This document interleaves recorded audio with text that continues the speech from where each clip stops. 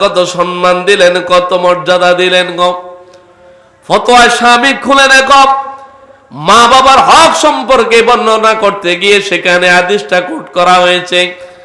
আল্লাহর নবী রাহমাতুল লিল আলামিন বলেন, কব্বিলা কদামাইনি লিউম্মিকা ফাকান্নামা কব্বালা আতাবাতাল জান্নাহ। জোরে জোরে বলুন না আল্লাহু আকবার। আল্লাহর প্যারা হাবিব, দুই জাহানের কামলিওয়ালা নবী নূরে মুজাসসাম রাহমাতুল লিল আলামিন আজ থেকে ১৫০০ বছর আগে তার জবান মুবারক দিয়ে বলে দেয়, নবী আমার বলে, সাহাবীরা গো, ও আমার সাহাবীরা শুনো শুনো গো, যে সন্তান মা বাবার হাত এবং পায়ের মধ্যে চুমু দিবে, ওই সন্তান যেন মা বাবার হাত এবং পায়ের মধ্যে চুমু দিল না, ওই সন্তান যেন আল্লাহ পাকের জান্নাতের চৌকাঠের মধ্যে চুমু দিয়ে ফেলল। জোরে বলুন সুবহানাল্লাহ। এই হাদিসের ভাষ্য অনুযায়ী, এই হাদিসের ভাষা অনুযায়ী আমরা বুঝলাম পিতামাতা জান্নাত না জাহান্নাম। কথা বলেন, পিতামাতা জান্নাত না জাহান্নাম? জান্নাত। আল্লাহর হাবিব বলেছে, যেই সন্তান মা বাবার হাত এবং পায়ের মধ্যে চুমু দিল, সেই যেন মা বাবার হাত এবং পায়ের মধ্যে চুমু দিল না, সেই যেন আল্লাহ পাকের জান্নাতের চৌকাঠের মধ্যে চুমু দিয়ে ফেলল। জোরে বলুন সুবহানাল্লাহ। আজকে কদম বুসিকে অথচ হাদিসের ভাষ্য অনুযায়ী চুমু দিতে বলেছে। আজকে মা বাবার একটু কদম বুসি করলে তারা শিরকের ফতোয়া দেয়। বুখারী শরীফের মধ্যে ইমাম বুখারী রাহমাতুল্লাহ আলাইহি ইন্নামাল আমালু বিন্নিয়াত, এই হাদিসটা একবার নয় 7 বার এনেছে, বারবার তাকিদ দিয়ে, মানে এটাই বুঝাইতে চেয়েছে নিয়ত যেটা করবে সেই নিয়ত অনুযায়ী আল্লাহ পাক বান্দাকে কর্মফল দিবে। ঠিক কিনা? পারে ভাইরা, এই যে আমি আমার টিস্যুটা ফালাইলাম, এখন আমার টিস্যুটা আমি উঠাইলাম, উঠানোর পরে আমার নিয়ত হচ্ছে কি টিস্যুটা উঠাবো, এই তো। আমার কি নিয়ত হচ্ছে মুরব্বিকে সেজদা দিব? কথা বলেন, আমার নিয়ত কি মুরব্বির দিকে সেজদা দিব না টিস্যু উঠাইবো? তারা বলতেছে মাথা নত করলে নাকি শিরিক হয়।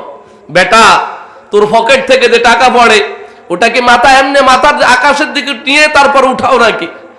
অথচ তারা জায়েজ জিনিসটা জায়েজ ফতোয়া দিয়েছে। অথচ আবু দাউদ শরীফের মধ্যে হাদিস রয়েছে, ওয়াকানা ফি ওয়াক্তি আব্দুল কাইস ক্বালা লাম্মা কাদিমনাল মাদিনাতা ফাজআলনা নাতাবাদারু মিন রাওয়াহিলানা ফানুকাব্বালু ইয়াদা নবীন সাল্লাল্লাহু আলাইহি ওয়াসাল্লাম ওয়াল ইজরা। আল্লাহর হাবিব ও আব্দুল কাইস গোত্রের প্রতিনিধিরা আল্লাহর হাবিবের কাছে যখন আসলো, তারা আল্লাহর হাবিবের হাত এবং পায়ের মধ্যে চুমু দিয়েছে। জোরে বলুন সুবহানাল্লাহ। আজকে তারা কদম বুসিকে শিরক বলে। অথচ বেটা, ফতোয়ার কিতাব পড়ে দেখো, জায়েজ জিনিস কোন মানুষ না জায়েজ ফতোয়া দিলে ঈমান থাকে? কথা বলেন, ঈমান থাকে?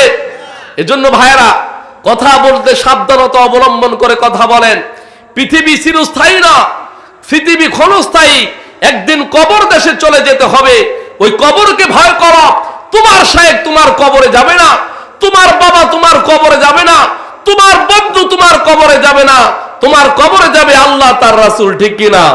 এজন্য কোরআন হাদিসে যাই আছে সেটাই মানুষের সামনে প্রচার করো, এর বাইরে তুমি প্রচার করো না, নয়তো বা কঠিন কিয়ামতের মাঠে আল্লাহ পাকের আসামির কাতারে দাঁড়াতে হবে। ঠিক কিনা? এজন্য বানার ভাইয়ারা, হাদিসে রয়েছে মা বাবার হাত এবং পায়ের মধ্যে চুমু দেওয়ার কথা, কিন্তু মা বাবার হাত এবং পায়ে চুমু দিই না। আমরা সাধারণ একটু হাতে দিয়ে কদম বুসি করে হাতটা পায়ের মধ্যে লাগায়া তারপরে আমরা একটু বুকে লাগাই। এটাকে তারা এমন একটা নিকৃষ্ট কথা প্রচার করে দিয়েছে, হিন্দুদের প্রচলন নাকি। হাদিসের ভাষা কি হিন্দুদের প্রচলন? তারা কি বলে আমার মাথায় আসে না, পড়ালেখা করে না। এজন্য পারে ভাইয়ারা, ওই সকাল আলেম থেকে দূরে থাকবেন। হাদিসের ভাষ্য অনুযায়ী আল্লাহর হাবিব বলেছেন, যে সন্তান মা বাবার পায়ে হাত এবং পায়ের মধ্যে চুমু দিল গো, ওই মানুষটা যেন মা বাবার হাত এবং পায়ের মধ্যে চুমু দিল না, ওই মানুষটা যেন আল্লাহ পাকের জান্নাতের চৌকাটের মধ্যে চুমু দিয়ে ফেললো। জোরে বলুন সুবহানাল্লাহ। ও শেখপুরার ভাইয়েরা, ও পূর্ব বিঘার ভাইয়েরা, ভালো করে শুনেন, ভালো করে বুঝে নেন গো। তোমার আমার গর্ভধারিণী, তোমার আমার বাবার কত সম্মান আমার আল্লাহ পাক তোমার আমারে দিল রে। আজকে মা জানিয়া না বুঝিয়া মা বাবারে তুমি আজকে মূল্যায়ন করো না রে। ও পৃথিবীর ভাইরা, ও আল্লাহ পাকের বান্দা, ভালো করে শুনো রে। যে কাবা শরীফকে না দেখিয়া দেখিয়া তুমি কাবা শরীফের দিকে ফিরে ফিরে নামাজ পড়ো রে, ওই কাবা শরীফের চাইতে মা বাবার সম্মান আমার আল্লাহর কাছে লক্ষ গুণে বেশি। জোরে বলুন সুবহানাল্লাহ। নারে তাকবীর, নারে তাকবীর, নারে রিসালাত। হযরত মাওলানা মুফতি আবু সুফিয়ান সালেহী সাহেব। মানে ভাইরা, সহিহুল বুখারী শরীফের 152টা ব্যাখ্যা লেখা হয়েছে। এর মধ্যে অন্যতম ব্যাখ্যা হলো উমদাতুল কারীর। উমদাতুল কারীর 12তম খণ্ডের 273 নম্বর হাদিস। ইন নাযারতু ইন ফাতাহাল্লাহু আলাইকা বিল মাক্কাতা আন আতিয়াতিল বাইতা সুম্মা উকাব্বিলা তাহতা আসরিয়াতিল কাবা। জোরে জোরে বলুন না আল্লাহু আকবার। এক সাহাবী এসে বলে, ইয়া রাসূলুল্লাহ, নবী গো, মায়া করে দয়া করে নবী গো, আপনি যদি আমার একটু আদেশ করে দেন, আমি আল্লাহর ঘর খানে কাবার গিলাফের মধ্যে চুমু দিব গো। আমি মান্নত করেছিলাম, কসম করেছিলাম গো নবী, যদি আল্লাহর ঘর মক্কা বিজয় হয়, যদি আল্লাহর ঘর খানে কাবা বিজয় হয়ে গো নবী, আমি আল্লাহর ঘর খানে কাবার গিলাফে চুমু দিব। এই ঘটনাটা ঘটেছিল মক্কা বিজয়ের পূর্বে, যখন আবু জাহেল, আবু লাহাব, উতবা, শায়বা, মুগীরার কাছে মক্কা মদিনার ক্ষমতা ছিল। আল্লাহর হাবিবের হাতের মধ্যে মক্কা মদিনার ক্ষমতা ছিল না। ওই সময় এই সাহাবী বলতেছে, আমি ওই সময় কসম করেছি যদি কোনো সময় মক্কা বিজয় হয়, আল্লাহর ঘর খানে কাবা বিজয় হয়, তাহলে আমি মান্নত করেছি আমি আল্লাহর ঘর খানে কাবার গিলাফে চুমু দিব। জোরে বলুন সুবহানাল্লাহ। এই ঘটনাটা সাহাবী যখন মক্কা বিজয়ের পরে আল্লাহর নবীকে বলতেছে, ইয়া রাসূলুল্লাহ, আমি মান্নত করেছিলাম মক্কা বিজয় হলে আমি আল্লাহর ঘর খানে কাবার গিলাফে চুমু দিব। আল্লাহ নবী রাহমাতুল লিল আলামিন বলে, ও আমার সাহাবী, আর দেরি করো কেন গো? আবু জাহেল, আবু লাহাব, উতবা, শায়বা, মুগীরারে হত্যা করা হয়েছে। মক্কা মদিনার ক্ষমতা আল্লাহ পাক আমি রাসূলুল্লাহর হাতের মধ্যে দিয়েছে। ও আমার সাহাবী, আর দেরি করো কেন? যাও যাও, এখনি খানে কাবার গিলাফে চুমু দিয়া তুমি তোমার মান্যতা পূরণ করো। জোরে বলুন সুবহানাল্লাহ। সাহাবী বলতেছে, ইয়া রাসূলুল্লাহ, কি নবী গো, ও মায়ার নবী, দয়ার নবী গো, আপনি তো দেখতেছেন আমি হলাম দুর্বল, আমার দেখার মধ্যে শক্তি নাই গো নবী। লক্ষ লক্ষ সাহাবী কাবা শরীফের চারপাশ দিয়ে তারা তাওয়াফ করে, আমি গিয়ে তাদেরকে ওভারটেক করিয়ে ধাক্কিয়ে গিয়ে আল্লাহর ঘরে খানে কাবার গিলাফে চুমু দিব, সেই শক্তি তো আমার দেখার মধ্যে নাই। ইয়া রাসূলুল্লাহ, নবী গো, ভিন্ন কোনো অপশন আছে কিনা, ভিন্ন কোনো উপায় আছে কিনা? আল্লাহর নবী বলো, আমার সাহাবী, তোমার মা বাবা জীবিত রয়েছে কিনা? সাহাবী বলতেছে, নাম হক ইয়া রাসূলুল্লাহ, নবী গো, আমার মা বাবা জীবিত রয়েছেন। আল্লাহর নবী বলে, সাহাবী, আর দেরি করো না, দেরি করো না, এখনই বাড়ির মধ্যে যাইয়া তোমার মা বাবার হাত এবং পায়ের মধ্যে চুমু দাও। তুমি যদি তুমি যদি তোমার মা বাবার হাত এবং পায়ের মধ্যে চুমু দাও, তুমি যেন তোমার মা বাবার হাত এবং পায়ের মধ্যে চুমু দিলে না, তুমি যেন আল্লাহ পাকের ওই খানে কাবার গিলাপের মধ্যে চুমু দিয়ে পেল্লা। আল্লাহর ঘর খানে কাবার গিলাপে চুমু দেওয়া আর মা বাবার হাত এবং পায়ের মধ্যে চুমু দেওয়ার সমান। জোরে বলুন আল্লাহু আকবার। আজকে মা বাবারে তুমি দাম দাও না, লক্ষ লক্ষ টাকা খরচ করে মক্কায় মদিনায় যাও হজ করার জন্য। ও বান্দা, তোমার সেই হজ আল্লাহর দরবারে কবুল হয় কিনা তুমি বুঝো না। মা বাবার সাথে দুর্ব্যবহার করে যদি মক্কা মদিনায় যেখানে যাও, কোশ্চিন কেন তোমার হজ আল্লাহ কবুল করবে? বড় হজ তোমার ঘরের মধ্যে। তোমার মা, আল্লাহ হাবিব বলেছেন আল জান্নাতু তাহতা আকদামুল উম্মাহাত, মা বাবার পায়ের নিচে ছেলে সন্তানের জান্নাত। জোরে বলুন আল্লাহু আকবার। এজন্য বান্দা, মা বাবার মনে কষ্ট দেওয়া যাবে না। মা বাবার সাথে বেয়াদবি করলে নামাজ পড়ো জান্নাতে যাওয়া যাবে না, রোজা রেখো জান্নাতে যাওয়া যাবে না, হজ করো জান্নাতে যাওয়া যাবে না, পর্দা করার পরও জান্নাতে যাওয়া যাবে না। কোটি কোটি টাকা তুমি আল্লাহর রাস্তায় দান করলো, এরপরও তুমি জান্নাতে যেতে পারবা না। ভাইয়ারা, আজকে বিবি পাইয়া, সুন্দরী বিবি পাইয়া মা বাবারে ভুলে গেল রে। ও ভাইরা, আজকে সরকার বৃদ্ধাশ্রম খুলেছে রে। আগের বৃদ্ধ মানুষগুলো বৃদ্ধাশ্রম কি জিনিস তারা জানতো না। ও ভাইরা, মা বাবার বৃদ্ধাশ্রমে পাঠালে কসম আল্লাহরে বলে গেলাম, তোমার সন্তানরাও একদিন না একদিন তোমাকে বৃদ্ধাশ্রমে পাঠাবে রে। তুমি যদি শ্যামাকে যদি পা উঠাও, শ্যামা তোমারে পা উঠাবে রে। তুমি তোমার মা বাবার খেদমত করলে তোমার সন্তানরাও তোমার মা বাবার তোমার খেদমত করবে। জোরে বলুন সুবহানাল্লাহ। ভালো করে খেয়াল করেন গো, তোমার বিবির চেহারার দিকে তাকাইলে সওয়াব হবে, কিন্তু কবুল হজের সওয়াব হবে এমন কথা আমার আল্লাহর নবী বলে নাই।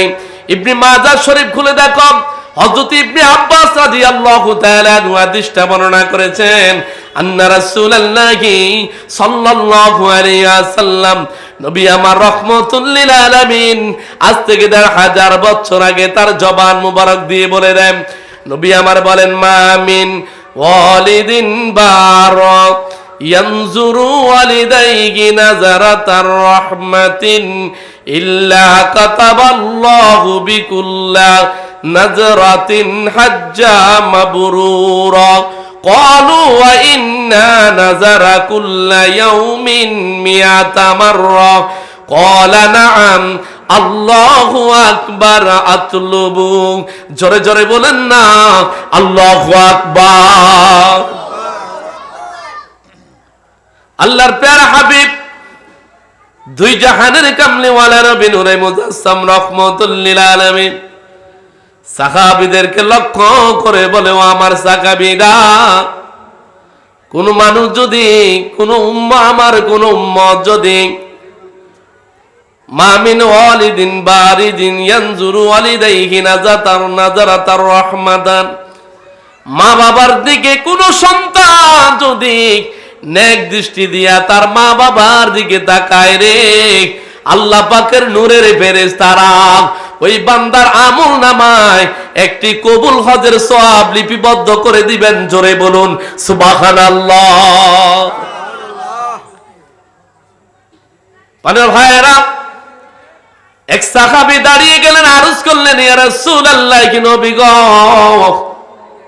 আমি যদি প্রতিদিন আমার মা বাবার দিকে নেক দৃষ্টি দিয়া, মায়ার দৃষ্টি দিয়া, ভালোবাসার দৃষ্টি দিয়া প্রতিদিন যদি 100 বার আমার মা বাবার দিকে তাকাই, তাহলে কি আল্লাহ পাকের নূরের ফেরেশতারা আমার আমল নামার মধ্যে 100টি কবুল হজের সওয়াব লিপিবদ্ধ করবে কিনা? নবী আমার বলে সাকাবি নাম হাব, কোন সন্তান যদি মা বাবার দিকে নেক দৃষ্টি দিয়া তাকায়, ওই সন্তানের আমল নামায় 100টি কবুল হজের সওয়াব আল্লাহ পাকের নূরের ফেরেশতারা লিপিবদ্ধ করবেন। জোরে বলুন সুবহানাল্লাহ। এখানে কার কার মা বাবা আছে একটু হাত উঠে দেখান তো। আপনাদের মা বাবা আছে? জীবিত আছে? জীবিত আছে কিনা? এতগুলো মানুষ, আপনাদের মা বাবা জীবিত নাই? ও আল্লাহ, মা নামটা কত মধুর বাবা। আমি যেখানে নামাজ আদায় করি ভিন্ন ব্যাপার। আমি যখন কোনো কারণে যদি ঘরের মধ্যে নামাজ পড়ি, আমার মা আমার পাশে বসে যখন নামাজ পড়ে, মায়ের পাশে যখন আমি যাই নামাজটা বিছাইয়া নামাজ পড়ি, আমার কলিজা আলাদা একটা শান্তি আসে। মায়ের সাথে এমন মজা করে ইবাদত করা ভাগ্যের ব্যাপার। ও ভাইরা, আপনাদের যাদের মা বাবা কবরে চলে গেছে, মা বাবার সাথে বেয়াদবি করেছেন, জান্নাতে যেতে হবে তো। এর উপায় আমি আপনাকে বলে দিব, যেহেতু বেয়াদবি করেই ফেলেছেন, এখন তো মা বাবা নাই, মাপ পাওয়ার আর সুযোগ আছে। কিভাবে আমি সেটা আপনাদেরকে পরে বলে দিচ্ছি। একটু দুরূদ শরীফ পড়েন, সাল্লাল্লাহু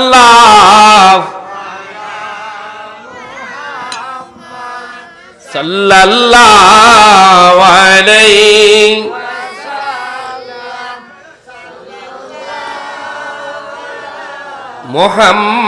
মুহাম্মাদ সাল্লাল্লাহু ওহে নবীর আশিকান দুরূদ পড় দিয়ে মন,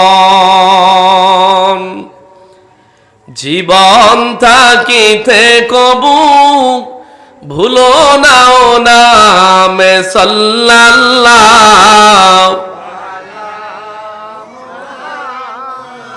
সাল্লাল্লাহু আলাইহি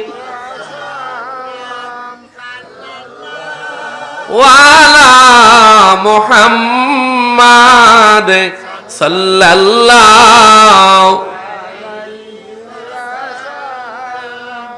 অপূর্ব বিকার ভাইরা, ভালো করে খেয়াল করেন গো। ও আমার মা জননীরা, পদ্মার আড়ালে আমার মা ও বোনেরা গো, ভালো করে শুনে নেন। আপনিও একদিন শাশুড়ি হবেন গো, আপনি একদিন সন্তানের মা হবেন।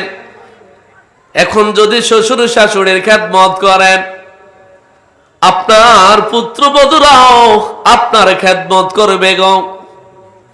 আপনি যদি আপনার শ্বশুর শাশুড়ির খেদমত না করেন, আপনার পুত্রবধূরাও আপনার খেদমত করবে না। ও ভাইয়েরা, ভালো করে শুনে নেন, ভালো করে বুঝে নেন। পৃথিবী ক্ষণস্থায়ী, চিরস্থায়ী নয়। একদিন কঠিন কবরের মধ্যে চলে যেতে হবে গো। ও ভাইয়েরা, সুনান ইবনে মাজাহ শরীফের মধ্যে হাদিসটা রয়েছে। আল্লাহ নবী রাহমাতুল লিল আলামিন বলেন, সালাসাতি ইউস্তাজাবু লাহুন্না লা শাকা ফিহিন্না দাওয়াতে মাজলুম ওয়া দাওয়াতে মুসাফিরুন ওয়া দাওয়াতে ওয়ালি ওয়াবিল ওয়ালিদাইন।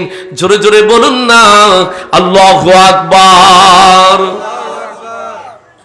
আল্লাহর হাবিব রাহমাতুল লিল আলামিন বলেন, সালাসাতিন ইউস্তাজাবু লাহুন্না, তিন ব্যক্তির দোয়া আমার আল্লাহর দরবারে কবুল হয়।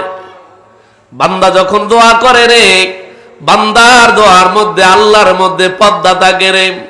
কিন্তু এই তিন ব্যক্তি আল্লাহর কাছে যখন দোয়া করে রে, আল্লাহর মাঝে আবার বান্দার মাঝে কোনো পর্দা থাকে না। ছেলে সন্তানের জন্য মা বাবা যদি নেক দোয়া করে অথবা বদ দোয়া করে, ওই দোয়ার সঙ্গে সঙ্গে আমার আল্লাহ রাব্বুল আলামিনের আরশের মধ্যে চলে যায়, আল্লাহর দরবারে কবুল হয়ে যায়। জোরে বলুন সুবহানাল্লাহ। তিন ব্যক্তির দোয়া, মুসাফিরের দোয়া, মাজলুম ব্যক্তির দোয়া, পিতা মাতা সন্তানের জন্য নেক দোয়া করুক অথবা বদদোয়া করুক, ওই দোয়া সঙ্গে সঙ্গে আমার আল্লাহর দরবারে কবুল আর মঞ্জুর হয়ে যায়। জোরে বলুন সুবহানাল্লাহ। মা বাবার দোয়াতে যদি কোনো সন্তান আলেম হয়, এর মধ্যে আমি একজন আছি। আমার বংশের মধ্যে সবাই মাস্টার, 5 ভাইয়ের মধ্যে আমি সবার ছোট। আমার বাবা ভালোবেসে দয়া মায়া করিয়া আমারে মাদ্রাসায় পড়াইছে। আমি দেখতাম সব সময় আমার মা বাবার তাহাজ্জুদ পড়ার অভ্যাস। সব সময় দেখি তাহাজ্জুদের বিছানায় দাঁড়াইয়া দাঁড়াইয়া আমার জন্য দোয়া করে, আল্লাহ 5টা সন্তানের মধ্যে ছোট সন্তানটারে মাদ্রাসায় পড়াইলাম, আল্লাহ তুমি মা বাবার দোয়া কবুল করো, আল্লাহ মায়া করে দয়া করে দোয়ার উসিলা আমার সন্তানটারে আলেম বানাও। আপনাদের দোয়া আলহামদুলিল্লাহ, সে সারা বাংলাদেশ ঘুরে ঘুরে আলোচনা করতেছি, মানুষগুলোকে দিনের পথে ডাকতেছি। হেদায়েতের মালিক কে? আমার বলার দরকার বলতেছি, কিন্তু হেদায়েত যদি না থাকে আপনার কপালে, আমি কিছু করতে পারবো মানে ভাইয়েরা ভালো করে শুনে নেন, ভালো করে বুঝে নেন গো। মা বাবা যদি ছেলে সন্তানের জন্য নেক দোয়া করে অথবা বদদোয়া করে, ওই দোয়া সঙ্গে সঙ্গে আমার আল্লাহ রব্বুল আলামিনের দরবারে কবুল আর মঞ্জুর হয়ে যায়। জোরে বলুন সুবহানাল্লাহ। যেহেতু এশার নামাজের সময় ঘনিয়ে আসছে, এই সকল আলোচনা করতে হয় অন্তত 2 থেকে 2.5 ঘন্টা সময়, তাহলে একটা জিনিস ভালো করে বোঝা যায়, বুঝাইতে পারি। বাবা মা বাবার দোয়া যে আল্লাহর দরবারে কবুল হয়, মা বাবার সাথে বেয়াদবি করার কারণে, এখন মা বাবার সাথে বেয়াদবি করেছেন, শয়তানের ফেরকায় পড়ে, স্ত্রীর ফেরকায় পড়ে, মহিলার কাবজাবের কারণে মা বাবার মনে কষ্ট দিয়েছেন। এখন যেহেতু নাজাত পাওয়ার আর সুযোগ নাই, তাহলে যেহেতু কিয়ামতের মাঠে আল্লাহর দরবারে আসামির কাতারে দাঁড়াতে হবে, যেহেতু কি অবস্থায় মাপ পাওয়া যায়, আমি সুন্দর একটা ঘটনা আপনাদের সামনে তুলে ধরতেছি, তাহলে আপনি এই আলোচনা থেকে বুঝবেন মা বাবার সাথে বেয়াদবি করে ফেলেছেন। এখন মা বাবা দুনিয়াতে নাই, মা বাবার কাছ থেকে কিভাবে মাপ পাওয়া যাবে? ঘটনাটা শুনতে রাজি আছেন? মানে ভাইয়ারা, মালিক ইবনে দিনার রাহমাতুল্লাহ আলাইহির জীবনী পড়ে দেখো গো, ইরাকের সেই বিখ্যাত ওলি যিনি মদ খায়া মাতাল হইয়া রাস্তা রাস্তায় পড়ে থাকতো। এটা লম্বা চূড়া ঘটনা, আমি সেই দিকে যাচ্ছি না। মালিক ইবনে দিনার রাহমাতুল্লাহ আলাইহিকে আমার আল্লাহ হেদায়েত দিয়েছে। শুধু হেদায়েত না, যুগ শ্রেষ্ঠ ওলি আমার আল্লাহ মালিক দিনারকে বানিয়ে দিয়েছেন। জোরে বলুন সুবহানাল্লাহ। মালিক ইবনে দিনার রাহমাতুল্লাহ আলাইহি তিনি বলেন, আমার জীবনের একটি ঘটনা, আমার জীবনে আমি 60 থেকে 70 বার হজ করেছি। আমার এই জীবনে 60 থেকে 70 বার হজ করার পরে আমার জীবনে একটি ঘটনা, আমার জীবনটাকে আমি কোশ্চেন গেল বলবো না।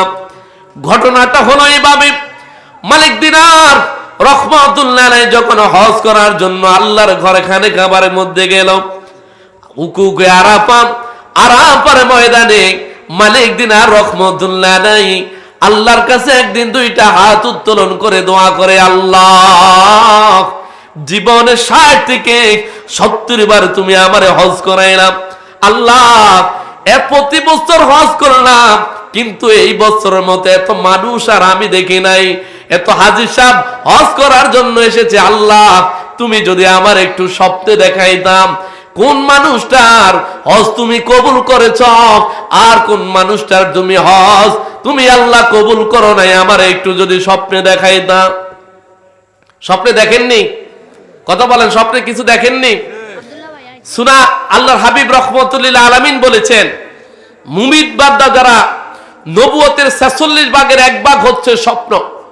মুমিন বান্দা যা স্বপ্ন দেখবে দিবালোকের ন্যায় আগামী দিন কি হবে, আগের দিন রাত্রে আল্লাহ পাকের ফেরেশতারা তাকে স্বপ্নে দেখাইবে সবকিছু। জোরে বলুন সুবহানাল্লাহ। আপনি জান্নাতীরা জাহান্নামী, আপনি মুমিন না মুনাফিক আমি বলবো না। এই ছোটকাল থেকে হায়াতের জিন্দেগি হায়াত এতটুকু পেয়েছেন, কতটুকু নেকামল করেছেন, কতটুকু বদামল করেছেন, বিবেকটারে প্রশ্ন করলে প্রশ্নের জবাব মিলে যাবে বাবা।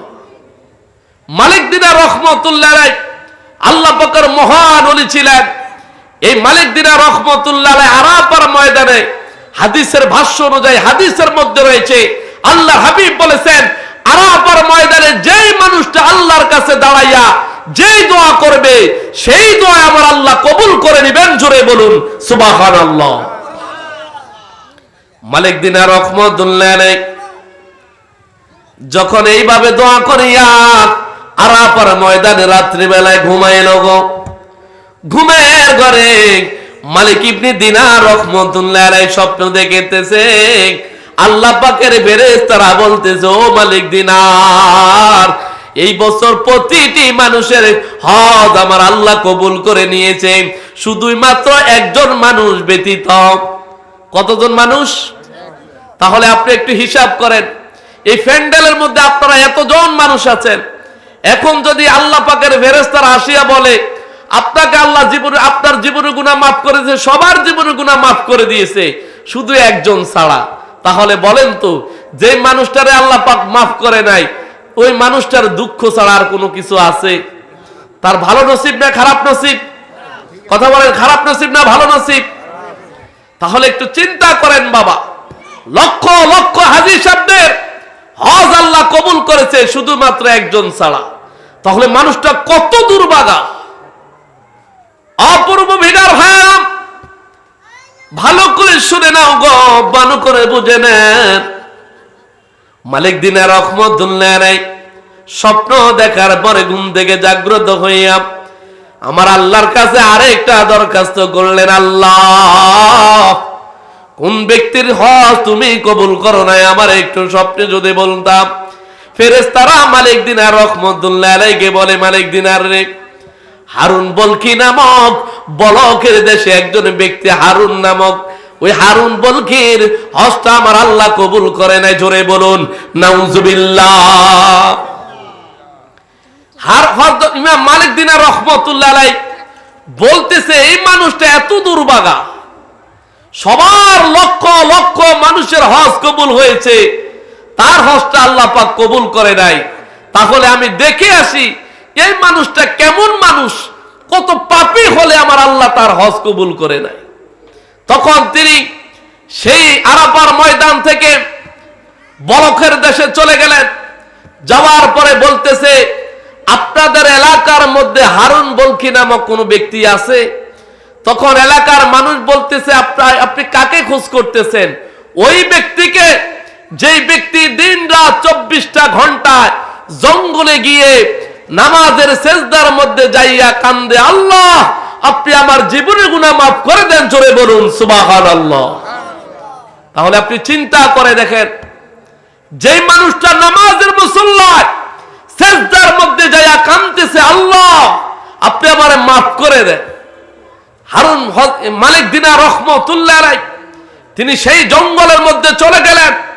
যাওয়ার পরে দেখতেছে দীর্ঘ সময় হারুন বলকি রহমতুল্লাহ আলাইহি নামাজের বিছানায় দাঁড়ায়া দাঁড়ায়া তিনি আল্লাহর কাছে দোয়া করেন, আল্লাহ আপনি আমার জীবনের গুনাহ মাফ করে দেন।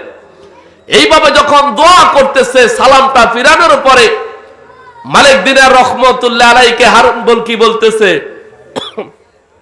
কে আপনি? বলতেছে, আমি এই জগতের, এই বর্তমান জগতে আমি যুগশ্রেষ্ঠ ওলি হারুন, আমি মালিক দিনার রহমতুল্লাহ আলাইহি। তখন তিনি বলতেছেন, ও আপনি এই কথা বলার জন্য আমার কাছে আসছেন, এই বছর আমার হজ আল্লাহর দরবারে কবুল হয় নাই। তাহলে আপনি চিন্তা করে দেখেন, হারুন বলকি রহমতুল্লাহ আলাইহি বলতেছে, আমার জীবনে আমি 30 থেকে প্রায় 35 বার হজ করেছি। 30 থেকে প্রায় কয়বার? 35 বার হজ করার পর এরপর আমার আল্লাহ পাক তার জীবনের গুনাহ মাফ করে। তাহলে আপনি কি মনে করতেছেন হজ করার পরও আমার আল্লাহ মাফ করতেছে না? অথচ আল্লাহর হাবিবের হাদিসের ভাষ্য অনুযায়ী কোন মানুষ মক্কায় মদিনায় গিয়ে হজ যদি করতে পারে, আমার আল্লাহ তার জীবনের তামাম গুনাহ মাফ করে দিবে। জোরে বলুন সুবহানাল্লাহ। হারুন বলকি রহমতুল্লাহ আলাইহি মালিক দিনারকে বলতেছে, ও মালিক দিনার, এই কথাই বলতে এসেছ আমার হজ আল্লাহর দরবারে কবুল হয় নাই? হারুন বলকি বলতেছে, আমি প্রতি বছর হজ করার পরে একজন না একজন মানুষ আমারে আসিয়া বলতেছে আপনার হজ আল্লাহর দরবারে কবুল হয় না। জোরে বলুন নাউজুবিল্লাহ। কি হয়েছে ভাই, লড়াইলেন কেন? সাউন্ড মিষ্টি সাড়ে বন্ধ করলেন কেন? ভাইরা, মালিক দিনার রহমতুল্লাহ আলাইহি এই কথা শুনিয়া বলতেছে, কোন কারণে আমার আল্লাহ আপনার 30 থেকে 35 বার হজ করার পর আমার আল্লাহ আপনার হজ কবুল করে নাই? হারুন বলকি রহমতুল্লাহ আলাইহি তখন তার জীবনের ঘটনা বলতেছে, ও ভাই, আমি ছিলাম মাতাল মানুষ। আমি রমজান মাসে যখন আমি মদ পান করিয়া ঘরের মধ্যে আসলাম, আসার পরে আমার মা জননী আমার একটা চপাটাঘাত করেছে, থাপ্পড় দিয়েছে আর বলতেছে, ও হারুন, এই রমজান মাস মুসলমানদের পবিত্র দিন, পবিত্র মাস, তুমি রোজা রাখো না, মদ খায়া মাতলামি করে করে বেড়াও। এই বলিয়া যখন আমারে থাপ্পড় দিল, আমি এই মাতাল অবস্থায় আমার মা জননী রে একটা ধাক্কা দিলাম, থাপ্পড় মারলাম, ধাক্কা দিয়া আগুনের মধ্যে ফালাই দিলাম। আগুন লাগিয়ে আমার মায়ের দেহের মধ্যে পুড়ে যায়, আর আমার মা পৃথিবী থেকে বিদায় হইয়া যায়। কত দুর্ভাগা! মাকে যখন থাপ্পড় মেরে দেওয়ার কারণে আগুনে যখন মা পড়ে যায়, মারা যায়, তখন যখন তার হুঁশ ফিরে আসলো, মাতলামি যখন এক কথা হলো মদের অ্যাকশনটা যখন চলে গেল, ফিরে আসার পরে তখন মালিক হারুন বলকি বলতেছে তার বিবিকে বলতেছে, বিবি বলতেছে, তোমার ঘর করা যাবে না। যে সন্তান মাকে থাপ্পড় মারতে পারে, আগুনের মধ্যে ফেলাইতে পারে, ওই স্বামীর ঘর আমি করব না। এই বলে যখন স্ত্রী চলে যায়, যাওয়ার পরে স্ত্রীকে বলতেছে, স্ত্রী, কোন হাত দ্বারা আমি আমার মাকে আঘাত করেছি? বলতেছে, এই হাত দ্বারা আপনি আঘাত করেছেন। হারুন বলকি একটা অস্ত্র ধারা ছুরি দ্বারা তার ওই হাতটাকে কেটে ফেলে দিয়ে এরপরে বন জঙ্গলে চলে যায়, আল্লাহর ইবাদতে মশগুল হয় আর আল্লাহর কাছে কান্নাকাটি করে, আল্লাহ আপনি আমার জীবনের গুনাহ মাফ করে দেন। এইভাবে যখন কান্নাকাটি করে তখন আমার আল্লাহ পাক তারে মাফ করে না। হারুন বলকি রহমতুল্লাহ আলাইহি এই কথা বলার পরে মালিক দিনার বলে, ও বান্দা, তুমি আল্লাহ পাকের দুর্ভাগা বান্দা। তো হযরত হারুন বলকি রহমতুল্লাহ আলাইহি মালিক দিনার একটা সোপার আঘাত করলেন, বলতেছে, তোমার মতো পাপীর গুনাহ আমার আল্লাহ মাফ করবে না। এই বলিয়া যখন হযরত হারুন বলকি রহমতুল্লাহ আলাইহি এভাবে আঘাত করিয়া মালিক দিনার যখন চলে যায়, যাওয়ার পরে স্বপ্নের মধ্যে আল্লাহ পাকের ফেরেশতারা বলে, ও মালিক দিনার, তুমি কেন হারুন বলকিকে তুমি নিরাশ করে চলে আসেছ? আল্লাহ পাক পবিত্র কোরআনে বলেন, লা তাকনাতু মির রাহমাতিল্লাহ ইন্নাল্লাহা ইয়াগফিরুয যুনুবা জামিআ ইন্নাহু হুয়াল গফুরুর রহিম। আল্লাহ পাক বলে, বান্দারে, আমার রহমত থেকে নিরাশ হইও না, যতই তুমি গুনাহ করো রে। আল্লাহ পাক বলে, ও মালিক দিনার, আমার হারুন বলকিকে বলো রে, আমার হারুন বলকিকে বলো তার মা বাবার কবরের পাশে দাঁড়াইয়া দোয়া করার জন্য, তার মায়ের কবরের পাশে দাঁড়াইয়া মায়ের কাছে মাপ পাওয়ার জন্য। যদি কবরের পাশে দাঁড়াইয়া মায়ের কাছে মাপ চায়, তাহলে মা জননী কবর থেকে তাকে মাফ করে দিবে। জোরে বলুন সুবহানাল্লাহ। মা বাবার সাথে বেয়াদবি করলে বাবা, নামাজ পড়া লাভ হবে না, রোজা রেখো লাভ হবে না, পর্দা করা লাভ হবে না, যাকাত দিও লাভ হবে না, জাহান্নাম ছাড়া তোমার কোনো গতি। এই জন্য মায়ের সাথে এখনো সময় আছে, ভালো আচরণ করো। সময় নাই, আমি বলতে পারতেছি না সবগুলো কথা। সন্তান নেককার না হওয়ার পিছনে সবচেয়ে বেশি এক কথা হলো মা বাবার ভূমিকা পালন করতে হবে। মা বাবা নেককার হলে সন্তান নেককার হবে, মা বাবা নেককার না হলে সন্তান নেককার হবে না। এজন্য পর্দা করতে হবে, হালাল হারাম বেছে বেছে চলতে হবে। চারদিকে আজান দিয়েছে, সময় নাই। আল্লাহ যদি বাঁচায় হায়াতে অন্য সময় আপনাদেরকে লম্বা চূড়া আলোচনা করব। আমার কথায় যদি মনে কষ্ট যে পেয়ে থাকেন, আল্লাহর রাস্তায় আমাকে মাফ করে দিবে। কসম আল্লাহর, আপনাকে হ্যাঁ প্রতিপন্ন করে কথা বলবে এই উদ্দেশ্যে না। আমার কথা হলো এটাই, আপনি মা বাবার খেদমত করে জান্নাতে চলে যান। আল্লাহ পাকে আদেশ করেছে মা আল্লাহর ইবাদতের পরে মা বাবার খেদমত করার জন্য। আল্লাহ পাক আমাদেরকে মা বাবার খেদমত করার মতো তৌফিক দান করে, সকল বলুন আমিন। যাদের মা বাবা কবরে চলে গেছে তাদের মা বাবার জন্য আল্লাহ তারা যেন দোয়া করতে পারে, ইসালে সোহাবের বিভিন্ন দোয়া মাহফিলের আয়োজন তারা করতে পারে, সেই তৌফিক দান করে, সকল বলুন আমিন। আল্লাহ যাদের মা বাবা কবরে চলে গেছে তাদেরকে জান্নাতুল ফিরদাউসের উচ্চ মাকাম দান করে, সকল বলুন আমিন। আসসালামু আলাইকুম ওয়া রাহমাতুল্লাহি ওয়া বারাকাতুহু।